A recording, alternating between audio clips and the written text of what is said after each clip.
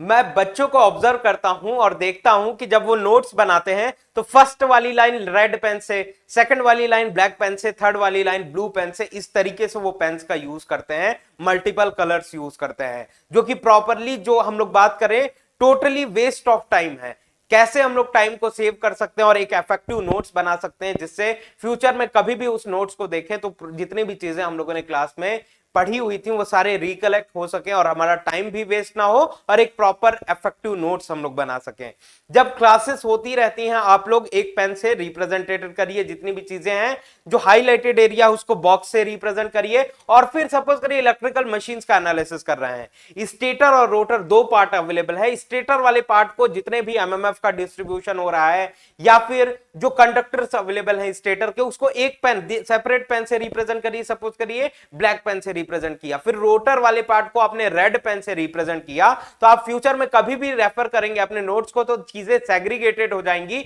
आपको इजीली समझ में आ जाएगा कि कौन सा पार्ट स्टेटर का था, कौन सा रोटर का था, और वहां पे आपको डिफिकल्टी नहीं होगी और कॉम्प्लेक्सिटी आपकी नहीं बढ़ेगी, इजीली आपको समझ में आने लगेगा। फिर कुछ फॉर्मुलेशन होता है, जो इंपॉर्टेंट फॉर्मूलाज है उसको बॉक्स में रखिए, सर्कल में रखिए, इस तरीके से हाईलाइटेड करिए और सिंपल बनाने की कोशिश करिए। प्रॉपर स्पेसिंग रखिए, स्पेसिंग थोड़ा प्रोवाइड करने की कोशिश करिएगा, थोड़ा एक्स्ट्रा पेजेस आप छोड़ दीजिए नोट्स में, जिससे जब टेस्ट सीरीज आप देते हैं एक टॉपिक कंप्लीट होने के बाद एक पेज आप छोड़ दीजिए। सपोज करिए वोल्टेज रेगुलेशन कंप्लीट हो गया, फिर एक पेज छोड़ दिया, फिर नेक्स्ट टॉपिक हम लोग सेपरेट पेज से चालू करें, जिससे कारण जब टेस्ट सीरीज देते हैं वहां पे कुछ न्यू कॉन्सेप्ट हम लोगों को लर्न करते हैं जो कि क्लासेस में डिस्कस नहीं की गई हैं, तो उन लर्निंग कॉन्सेप्ट्स को, जो नए कॉन्सेप्ट्स हैं, उसको आप वहां पे ऐड कर सके और अपने नोट्स को और ब्यूटीफुल बना सके और कॉन्सेप्चुअल बना सके, जिससे आप प्रॉपरली यूटिलाइज कर सके। इसको हम लोग कहते हैं वैल्यू एडिशन। तो इन छोटे छोटे पॉइंट्स का ध्यान रखिएगा।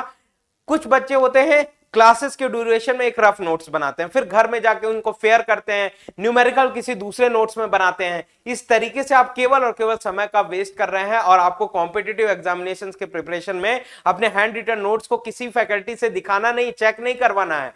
केवल और केवल आप अपने लिए नोट्स बना रहे हैं। तो इतना इफेक्टिव बनाइए कि समय भी आपका बच सके, प्रॉपर्ली रफ और फेयर का काम मत करिए, या फिर जो भी न्यूमेरिकल्स हो रहे हैं उसी नोट्स में इंक्लूडेड रहने दीजिए, जिससे आपका एक जगह पे सारी चीजें कन्वर्ट हो सके, इलेक्ट्रिकल मशीन या फिर जो भी सब्जेक्ट है आपका, प्रॉपर्ली आप लोग उन सारी चीजों पे अट्रैक्शन अपना बना सके और फ्यूचर में कभी भी उन सारी चीजों को आप देखें तो इजीली बच्चे को समझ में आ जानी चाहिए सारी चीजें। तो इस तरीके से आप नोट्स बनाइए, प्रॉपर्ली इफेक्टिवली नोट्स बनेंगे, आपके कॉम्पिटिटिव एग्जामिनेशंस में परफॉर्मेंस आपका एनहांस होगा। Thank you very much.